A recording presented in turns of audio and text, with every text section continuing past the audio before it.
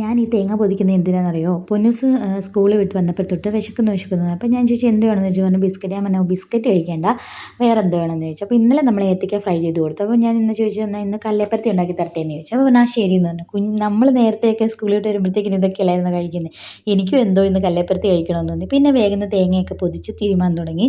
അപ്പം കാശി വാക്കറിൽ ഇങ്ങനെ നടപ്പുണ്ട്. ഞാൻ എടുക്കാൻ വേണ്ടിയിട്ടാണ് എൻ്റെ തുണിയെ പിടിച്ച് വലിക്കുകയും ഞാൻ അങ്ങോട്ട് പോകുമ്പോഴും ഇങ്ങോട്ട് പോകുമ്പോഴും എല്ലാം എൻ്റെ കൂടെ വരുന്നുണ്ട്. അപ്പോൾ ഞാൻ അടുത്ത് പൊന്നൂസിന് വേഗം ഇതുണ്ടാക്കി കൊടുത്തിട്ട് കഴിക്കാമല്ലോ എന്ന്, കുഞ്ഞിനെ എടുക്കാമല്ലോ എന്ന് വിചാരിച്ചു. അങ്ങനെ ആവശ്യത്തിന് ഗോതമ്പ് പൊടിയും അതിലേക്ക് കുറച്ച് പഞ്ചസാര 2-2.5 സ്പൂൺ. ഇപ്പോൾ പൊന്നൂസിന് കൊടുക്കുന്നതുകൊണ്ട് നമ്മൾ പഞ്ചസാര ഇടുന്നത്, അല്ലെങ്കിൽ സബോളയും പച്ചമുളകും ഒക്കെ ഇട്ടിട്ട് അല്ലാതെ നമുക്ക് ഉണ്ടാക്കിയെടുക്കാം. പിന്നെ ആവശ്യത്തിന് ഉപ്പും തേങ്ങ തിരുമ്മി വെച്ചതും കൂടെ നമ്മളിട്ടിട്ട് നല്ലതുപോലെ കുഴച്ച് ഏറെക്കുറെ ഈ ഒരു പരുവത്തിലാക്കി നമ്മൾ റെഡിയാക്കി വെക്കുന്നു.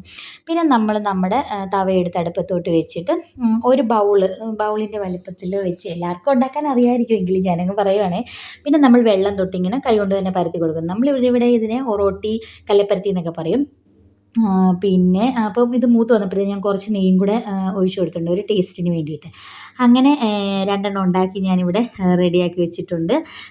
ഇത് നമ്മളിവിടെ രാവിലെ ഇത് ഉണ്ടാക്കത്തില്ല. കാരണം വിഷ്ണുചേട്ടനുണ്ടെങ്കിൽ ഒട്ടും ഉണ്ടാക്കത്തില്ല. വിഷ്ണുചേട്ടന് ഇഷ്ടമേ അല്ല.